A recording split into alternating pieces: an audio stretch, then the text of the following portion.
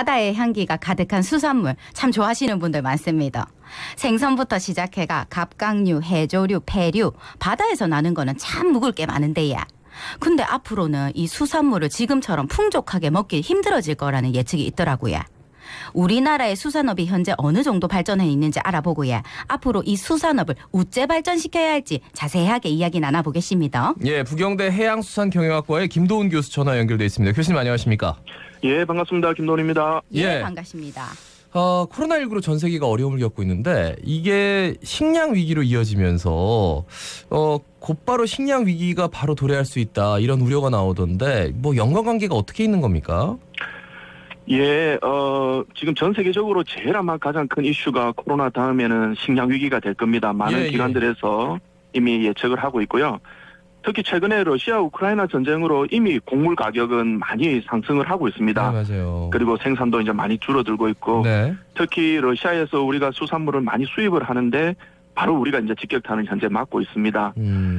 식량 위기의 가장 큰 원인은 물론 코로나19 영향도 있었지만 장기적으로 보면 기후변화 영향이 가장 큽니다. 예. 기후변화에 따라서 홍수 등의 이상기후가 나타나고 있고 또 기온이 상승함에 따라서 물 부족, 병충해 등이 증가해서 기존에 생산해 오던 그 양을 이제는 앞으로 생산하기가 어려워지고 있습니다. 비근한 예로 이제 제일 많이 생산하는 국가들이 베트남, 인도, 러시아 등이었는데요. 네. 이미 생산이 크게 감소를 하고 있고 또 수출도 많이 준 것이 사실입니다. 아주 안타깝게도 최근에 브라질의 상황을 한번 보면 아마 뉴스에서도 많이 접하셨을 텐데 이 코로나19 여파하고 이상기후 등으로 브라질에서의 농수산물 가격이 굉장히 크게 상승을 했습니다. 예. 그래서 사람들이 직접 이 구매를 할 수가 없어서 길거리에 줄을 길게 서서 정부의 무료 급식에 의존하는 그러한 어떤 경제 상황이 실제 악화되는 사례가 나타나고 있습니다. 예. 이 식량 위기 참 심각한 상황이다라는 생각이 드는데 우리나라의 식량 자급률은 40%에 불과하다고 하던데 다른 나라 경우는 어떻습니까? 이미 우리가 알고 있는 이 선진국들은 90년대부터 식량 위기에 대응해서 생산 기반에 대한 투자 그리고 네네. 수입선 다변화 등 식량 자급률 향상에 만전을 기해 왔습니다. 예. 그 결과 OECD 대부분의 국가들이 식량 자급률은 지금 100%를 상회하고 있습니다. 예를 들어서 곡물 자급률의 경우에 미국은 이미 120%, 캐나다는 192%를 초과하고 있습니다.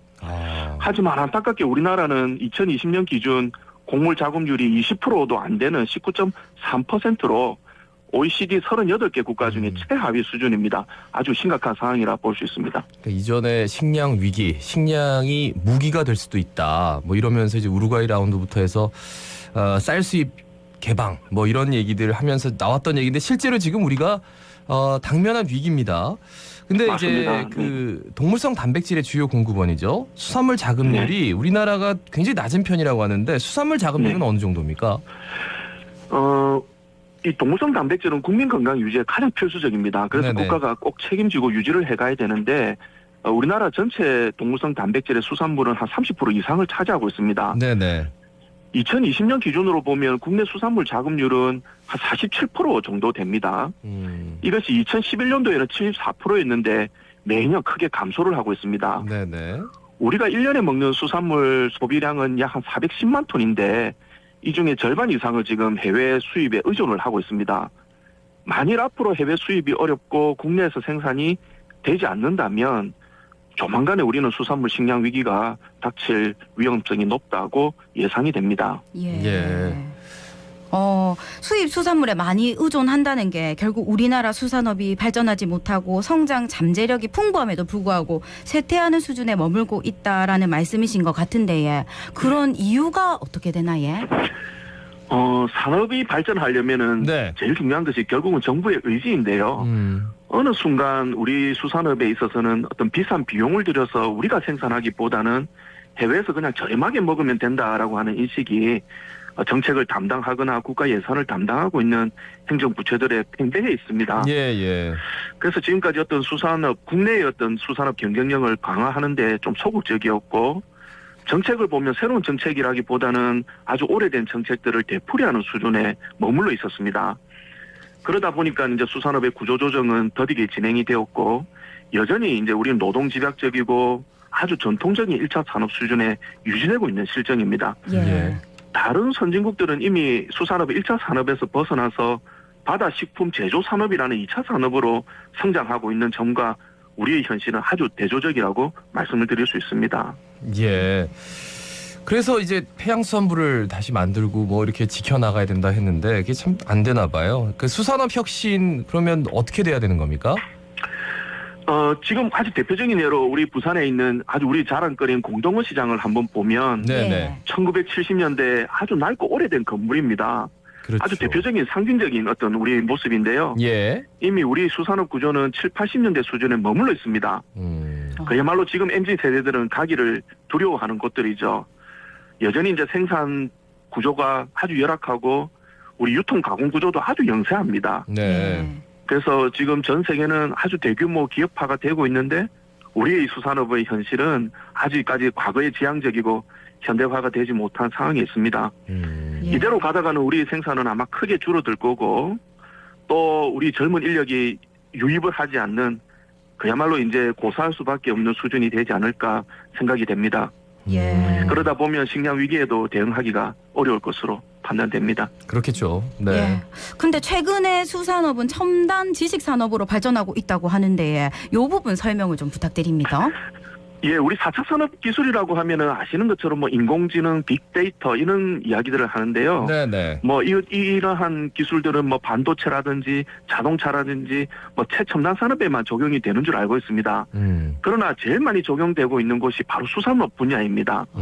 그래서 수산 선진국에서는 이러한 기술들을 가지고 이제 아주 큰 3,000톤이 넘는 큰 배를 6명의 선원들이 아이패드 하나로 조종을 하고 있고 영화관이 있는 배 위에서 스마트폰으로 경매도 하고 있습니다. 예.